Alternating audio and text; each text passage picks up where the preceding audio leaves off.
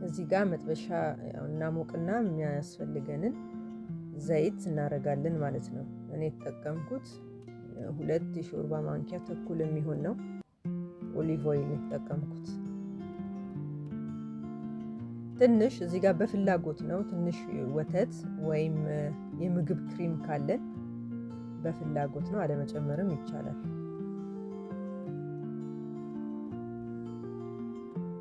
ዘይቱ ሞቅ እንዳለ ያው ስፒናች ጎመን፣ የሀገራችንንም ጎመን ይቻላል አድቅቆ ከትፎ ያው ለመብሰል ጊዜ ስለሚፈልግ፣ ይሄ ውጩ ላይ በብዛት የሚሸጡት ስፒናች የሚባለው ቅጠሉ ነው ማለት ነው።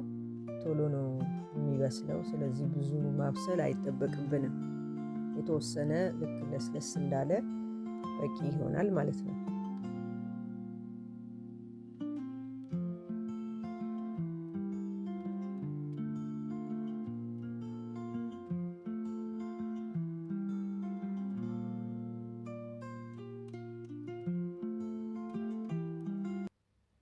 ትንሽ እንከድነዋለን ያው በሰል እንዲልልን።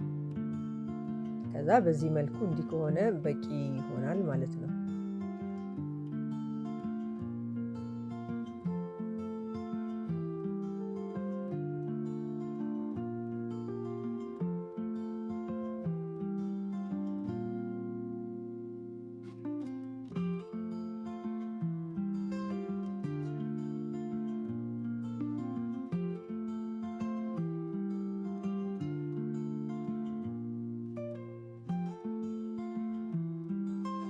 ያው የቀላቀልነውን እና ያዘጋጀነውን እንቁላል በዚህ መልኩ እንጨምረዋለን ከላይ ማለት ነው።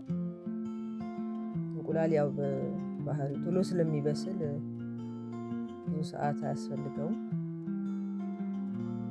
ከላይ እኔ ይሄን በፍላጎት ነው። አተር ያው ሱፐር ማርኬት ውስጥ የሚሸጡ በበረዶ ቤት ተደርጎ የሚሸጡ አሉ፣ ጥሬው ማለት ነው። የተወሰነ ከላይ ያደረኩበት፣ ያም ብዙ መብሰል አይጠበቅበትም።